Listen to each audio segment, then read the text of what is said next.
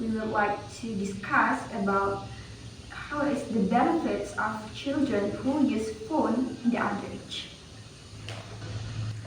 According to research conducted by the Pew Research Cancer, 70% of children aged 13 until 17 have access to mobile phone. With their access, they can use educational apps like academics and Duolingo to improve their academic skills.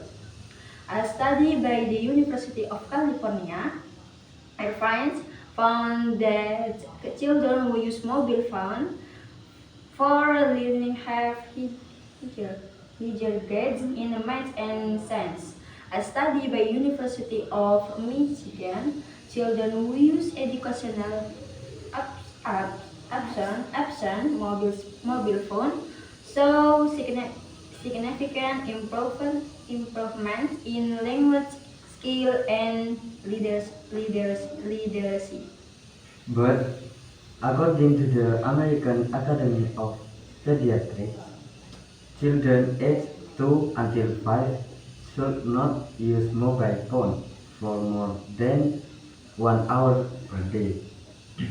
However, many children exceed this limit and experience negative impacts on their mental and physical health.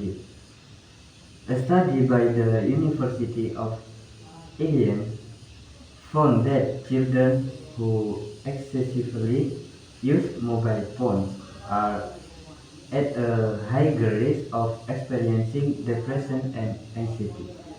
While the American Academy of Pediatrics recommends limiting mobile phone use for children aged 2 until 5, other studies suggest that wise use of mobile phones can have positive benefits.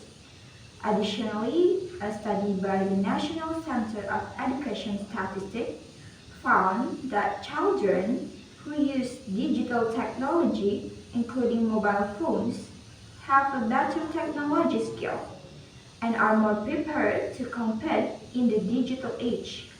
All parents want their children to be young generation that brings honor to the nation with their achievements and have a successful future. Learn skill and knowledge is the key to achieving at all. While some studies suggest that this wise use of mobile phones can have positive benefits, we can ignore the large impact negative. According to the study by the World Health Organization, exposure to electromagnetic radiation from mobile phones can increase the risk of brain cancer in children by 40%. If you were in the position of a parent, would you prioritize improving your child's knowledge and academic performance over their mental and physical health? If I, as a parent, I believe that having a mobile phone can help my children improve their knowledge and academic performance with access to the internet and educational apps. My children can learn more and more effectively. Therefore, I prioritize improving my skills, knowledge, and academic performance over worrying about the negative impacts of mobile phone on their mental and physical health. As long as I can monitor and supervise their use well. If I, as a parent, I don't believe that having a mobile phone is the right decision for my children. The negative impact of mobile phones on my children's mental and physical health outweigh the benefit. I'm worried that my children will be exposed to inappropriate content, experience education, and suffer from sleep disturbance. Therefore, I prioritize my child's mental and physical health over improving their knowledge and academic performance, which can be achieved through other favor means. So this is the conclusion. So we, the affirmative team, conclude that children should be allowed to have mobile phones due to their benefits in improving knowledge and academic performance. Based on the data presented earlier, children who use educational apps on mobile phones show a 25% improvement in language skill and a 30% improvement in literacy. Educationally, 70% of children who use digital technology have better technology skills than children who do not use digital technology. With, with effective parental supervision, the negative impacts of mobile phones can be minimized, allowing children to utilize this technology to enhance their abilities. We, the opposition team, conclude that children should not allowed to have mobile phones due to their negative impacts on mental and physical health. Based on the data present earlier, exposure to electromagnetic radiation from mobile phones can increase the risk of brain cancer in children by 40%, and 60% of children who excessively use mobile phones experience symptoms of stress, anxiety, and depression. So, kita sebagai tim oposisi percaya bahwa keuntungan dari menggunakan mobile phones ini tidak lebih besar daripada bahayanya, or the impact negative. As a parent should consider alternative way. Jadi alternatif tidak hanya menggunakan phone untuk meningkatkan academic skill. Banyak masih cara lain daripada menggunakan mobile phone. But we are alternative.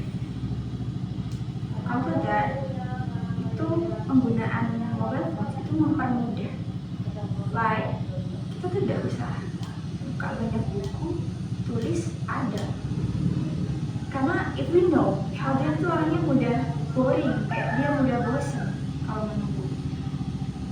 Maka dari itu penggunaan mobile phone itu sangat berguna untuk anak-anak. Tapi in my experience dengan sekitar, saya menemui anak-anak yang menggunakan mobile phone itu terlihat lebih banyak ke mobile phone-nya main game atau sebagainya daripada dia belajar. Tapi ini Bob, sebagai orang tua tuh membatasi anak tuh si anak lihat HP, lihat handphone. Nah itu jadi kita tuh tetap mantau buat anak itu lihat apa gitu. Jadi tetap mantau, nggak kita ngasih info ini main HP nggak gitu ya gitu. Oh ini lihat ini ya gitu. Jadi lihat hal positif gitu. Jadi kita tuh tetap mantau yang anak itu yang dilihat anak itu apa gitu. Tapi kan kita sebagai orang tua tidak bisa 1 hour per day 24 jam memantau anak kita. Jadi nanti kalau kita lagi sibuk sesuatu, pas ada kejadian anak kita melihat sesuatu yang tidak diperbolehkan, nanti dia dewasa sebelum waktunya. Dulu pasti every control is in the parents. Semua kontrol itu ada di orang tua. Kita bisa mencegah dengan membatasi penggunaan. Misalnya kamu cuma boleh pakai 2 jam hari ini, dan dalam 2 jam itu bisa kita lihat sisanya haknya kita ambil.